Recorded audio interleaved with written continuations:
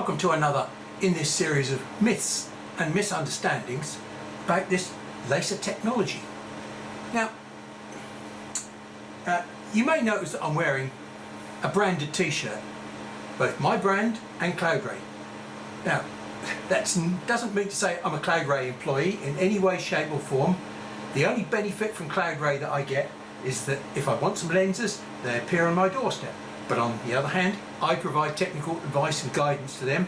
So it's a two-way gentlemanly exchange. But to celebrate their 7 years in business, successful business I might add, they sent me a little gift pack which included these t-shirts. So I'm quite proud to wear them actually, because they're nice and comfortable in this warm weather. So anyway, on with the session.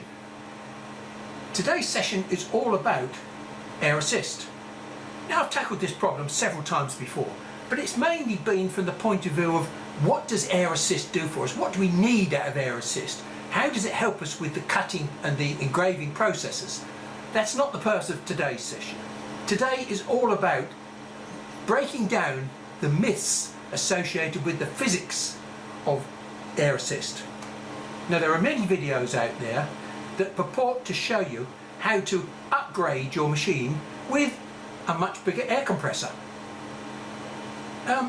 Is that necessary? Well, I hope at the end of this session you might realise that it may or may not be necessary. This is the upgrade that many people are suggesting you undertake. You buy yourself a small, quiet shop compressor. Some people have got big shop compressors, but the general advice is you need to run them at about 30 psi. I'm going to explain what 30 psi really means, because you're not getting what you believe out of that compressor. What you're doing, you're spending a huge amount of money on electricity because that compressor consumes 750 watts. So it's quite an expensive unit to supply air to the machine. How much air do we need? Let's go and investigate that a little bit more. You've just upgraded your system to one of these compressors. What have you got for your money? What do you get for 30 psi? Now, the compressor has got two gauges on it. This one which tells you the pressure inside the tank here, which at the moment is around about, well, this one goes up to about 120 psi. And then we've got this one here, which is a regulator, which is what you set your 30 psi to. So basically I can switch my air on and off with this. So we've set the compressor to 30 psi to regulate the output pressure. I've got a gauge here, which is a separate gauge, which I'm going to plug into this line here. Now, when I turn my airflow on, like this, what am I expecting to see there?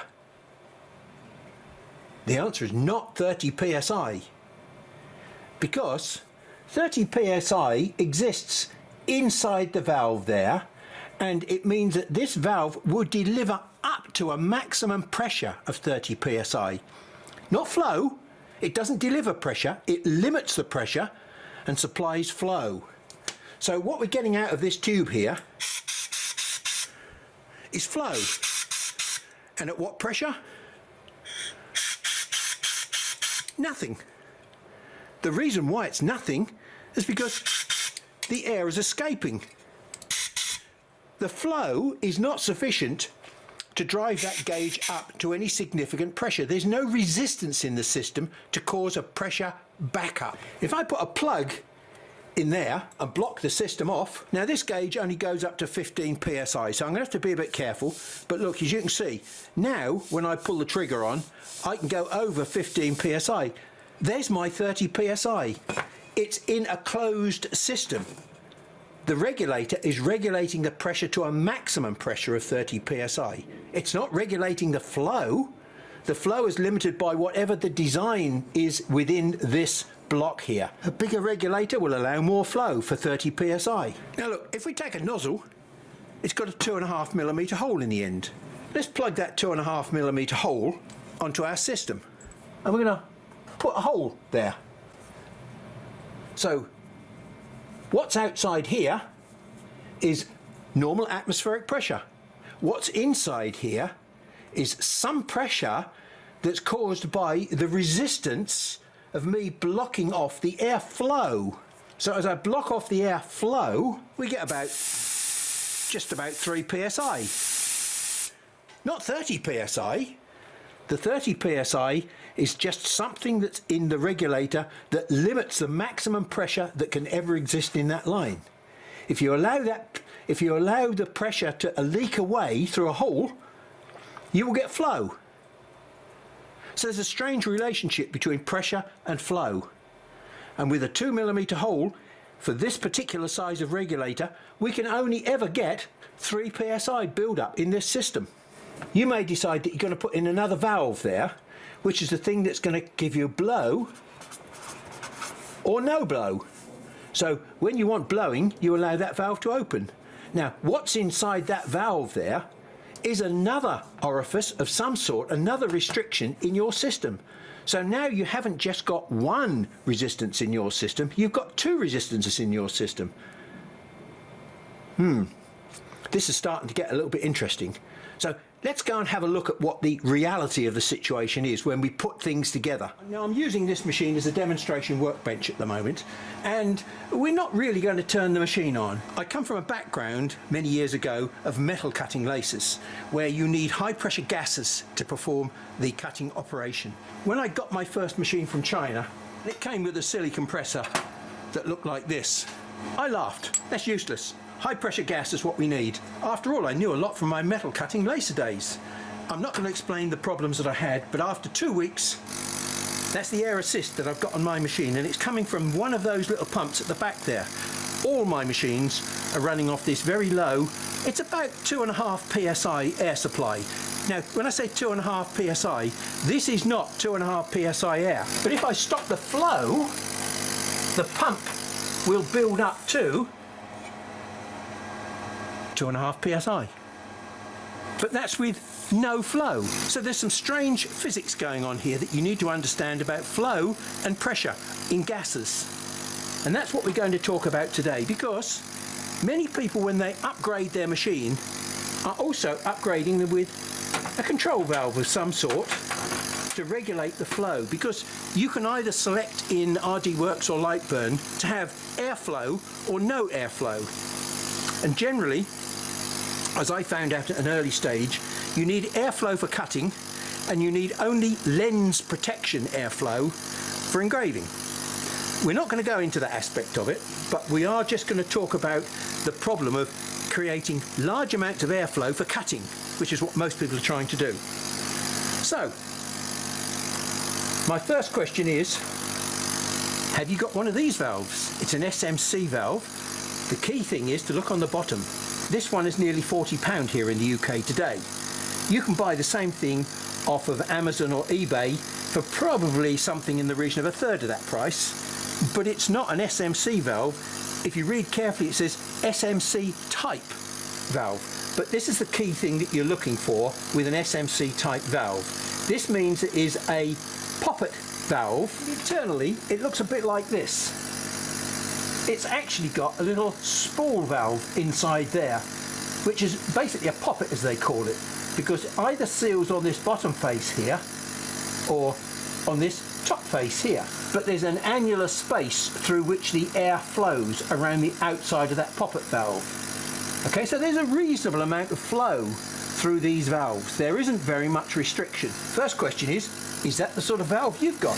Perhaps your valve is more like this one, which is a direct acting poppet valve. The seat is lifted up by the solenoid, and there's a rubber gasket there, or rubber seal there, which sits on top of a conical orifice, and the air flows up through the orifice and out. There is a fairly serious restriction in here, which is the size of that orifice. The direct acting valve, which is this one, this appears to have 3 ports on it. In fact, this is not quite what it seems. These 2 ports here are physically connected together. You can see right through those 2 holes, because these are designed to be linked together in a gang. Okay, so one air feed goes all the way through. And once I've removed the solenoid coil, I can remove this clamp plate. Now, this is one of my valves that I had in the early days. Remove the plate. We can then remove the valve stem itself. Now be careful when you remove this stem, because there's all sorts of bits underneath here which will fall apart. Okay, particularly this piece here, which is the piece that gets attracted by the solenoid. Inside here you'll see the conical seat in the bottom there. Now, normally that conical seat has got a hole through the middle of it about 1mm diameter.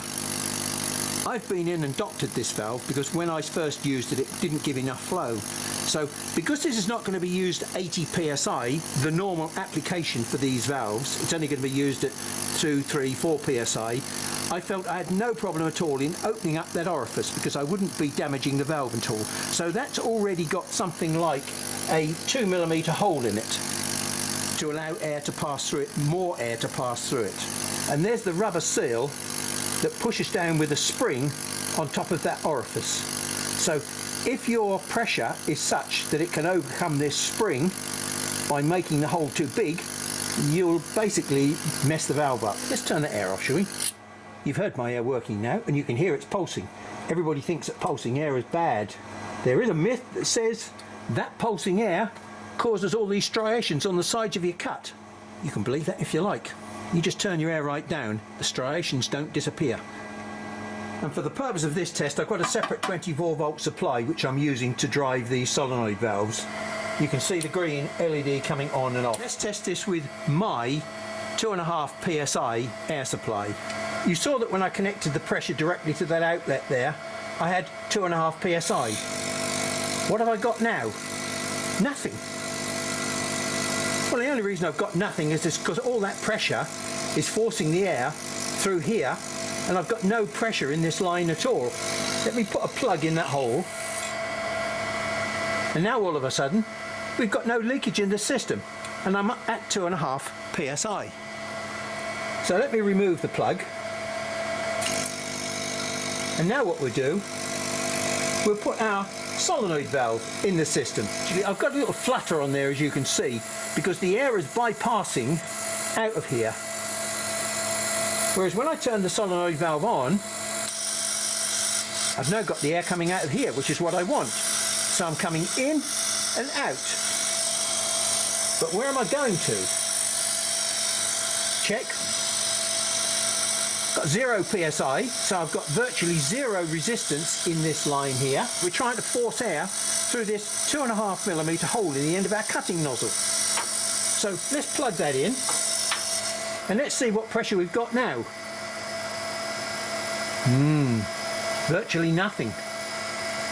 So what's going on? If I block that hole off, I can restore my 2.5 psi. We can check the pressure after the valve. So we've still got 0 until I do that. When I block the flow, the pressure builds up. So what flow have I actually got going through there at the moment? Well, I've got maximum flow for that pump.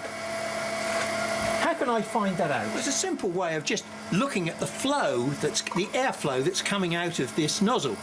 So if I hold that nozzle, what's that, about 1 inch away, you can see I can nearly blow down to the bottom of that water. And as I get closer and closer, I cause more and more disturbance in the water. As I pull it away, I'm producing less disturbance. What is that flow? Well, fortunately, I've got another little piece of kit here which enables me to determine how much flow we're actually passing through that nozzle. This is airflow. Okay, so if I put my nozzle on the end of this piece of flexible silicone tube so that it seals off, then what you can see there, we've got somewhere in the region of about maybe 9 litres a minute of airflow. It's pulsing, was pulsing. It looks pretty stable there, doesn't it? That direct acting solenoid valve works well enough with this low pressure system. I'm still getting 10 litres a minute of flow out of this 2.5mm diameter hole. Now what does that mean in terms of cutting efficiency? Perhaps this demonstration will be more meaningful. I'm going to tip some of my water into the lid. Not a lot, just some. Because what we're interested in is disturbance of the water as a means of measuring the flow. What I've got here is a typical cutting kerf, an orifice if you like. It's what you're going to be blowing the air at, because you're trying to blow the air through only a 0.1 to 0.2 maximum. Cut. We'll just measure that piece of paper. It's about 0.17. millimeters thick. Just to show you that there's no tricks here, it is a 0.17 or slightly more than 0.17, could be as much as 0.2 kerf that I've got on that cut. Let's have a look at the effect of this air as it passes through that kerf. So there we are, I'm pointing the air at the kerf, and the closer I get to the kerf, the more air I can get through, as you can see, because I've pushed the water right out of the way when I sit right on the surface. Let's pull away a little bit and you see how quickly the effect dies off.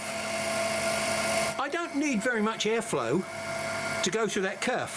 What I really need to be is close to the material, maybe 2-3 millimeters, and I can force most of the air through the kerf. So why do I need any more flow? Because it's doing the job that I want to do, and I'm doing it with a silly little Chinese pump. So the compressor is now charged up to 110 psi, and I've got this regulated on the outlet side to 30 psi. What's coming out here is not 30 psi. Only when I block it off do I get 30 psi. If I leave it open flow, the pressure is virtually nothing.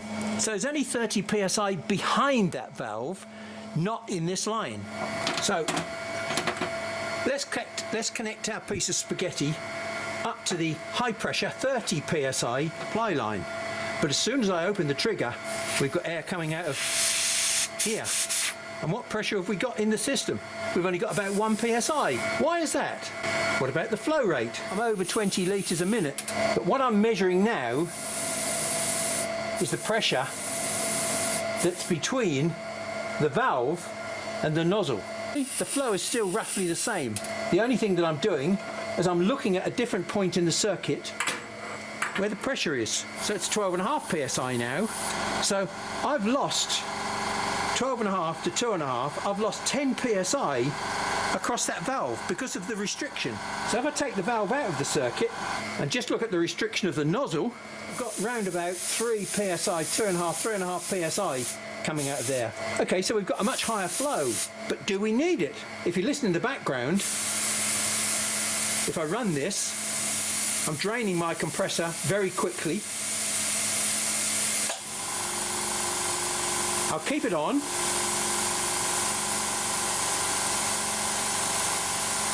And I'm looking at the compressor gauge, and it's not going up at all. What we're doing now, we're supplying 750 watts of airflow, and the compressor's running continuously. Does that make sense? That's a very expensive stream of air that's coming out of that nozzle. So let's take a look at what that airflow looks like. If I turn it on fully from here, look, and gradually move towards the water, you can see what it's doing. Although you've got fairly steady flow focusing down inside your nozzle, this is not like water that flows out of a tap. This is expandable air, which does exactly what a balloon does when it bursts. It just expands rapidly. The greater the pressure difference between these two, the more rapid the expansion. And you've seen that by the amount of disturbance that I was producing in that water. Let's do the water slit test again with my 30 psi air, which we know is not 30 psi. It's only around about 3 or 3.5 psi coming out of the nozzle, but there's a lot of it.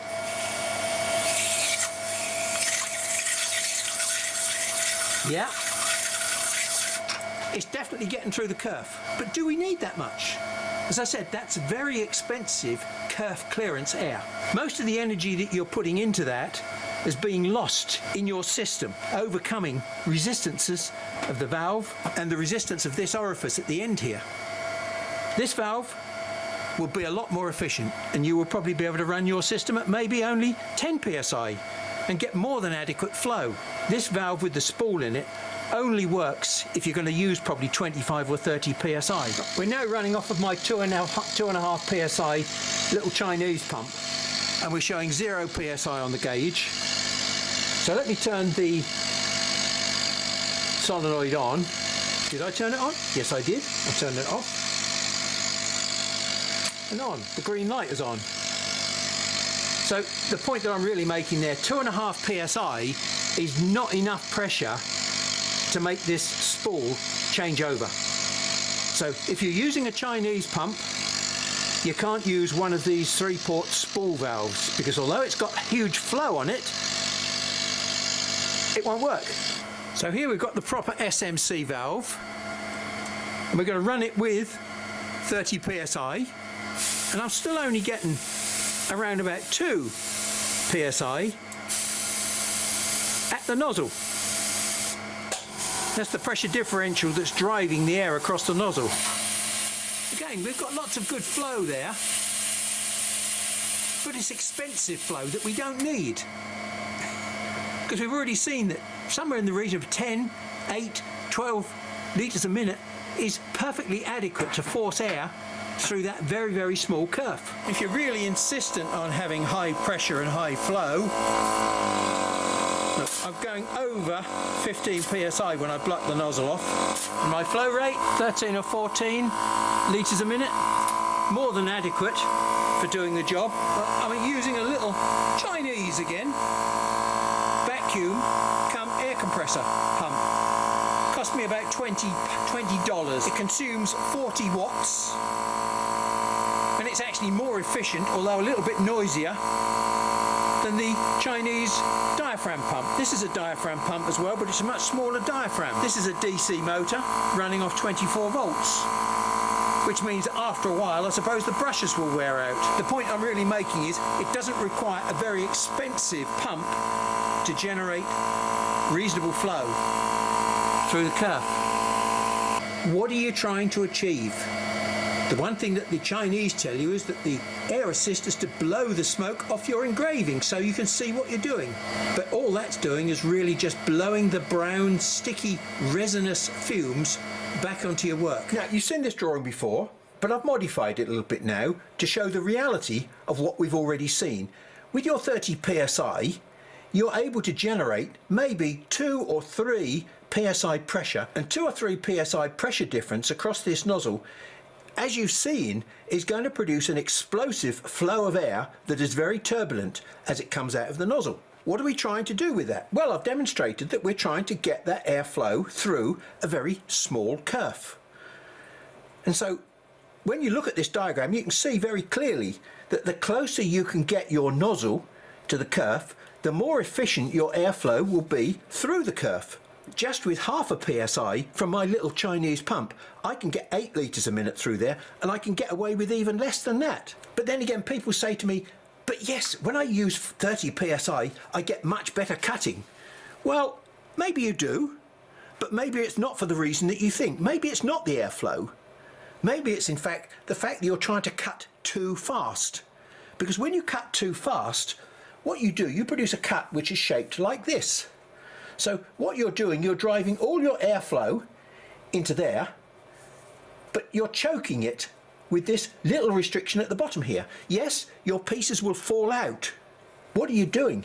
You're seriously limiting the flow out the bottom here. You're trying to get all this airflow that you've created here into this place, and only a very, very small amount of it is coming out the bottom. Where's the rest going?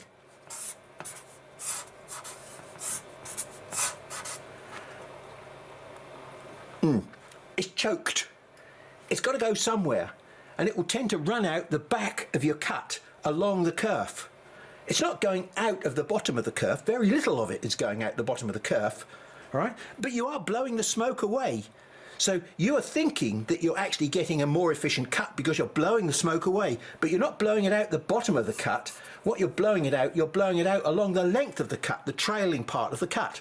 You'll probably find that if you were to just slow your cut down by maybe 10 or 15%, what will happen is your cut will actually become more parallel like that. And now you can get your airflow through the cut. For engraving, you need a nozzle with a damn great big hole in it. Why? Well, because first of all, you're not trying to blow the smoke back onto the work. As I said before, blowing the smoke back onto the work is actually only going to paint your work brown if you're using wood.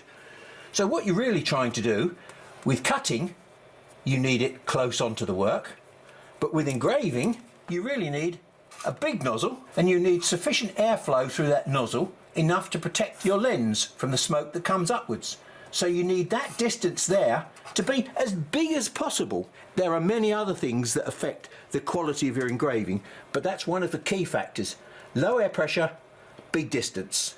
Cutting requires sufficient airflow and a close distance to make sure you get the airflow efficiently into the kerf. So when it comes to a composite program that's got both engraving and cutting in it, you can have to make some compromises. Just finally, talking about this thing, it has one great advantage. Not only does it supply just enough air at the time that you need it, you don't have to store air because you can turn your air on with the cycle. On your machine, your controller has got an output line on there called status. And status switches something on whenever you run a program. So as soon as you run a program, you can make your status line switch a relay, which in turn switches your pump on. So as soon as your status line says, I want to run a program, it will switch a relay, which will turn your pump on. So you're not storing air at all. You're just running the pump as you need it. This is as efficient as it possibly can be. So with all this information and demonstrations, I hope you can reflect on whether or not your decision to upgrade to a much bigger compressor system was a good one. I made that decision many years ago, and I'm with this system. It served me well. I've had no problems with it at all.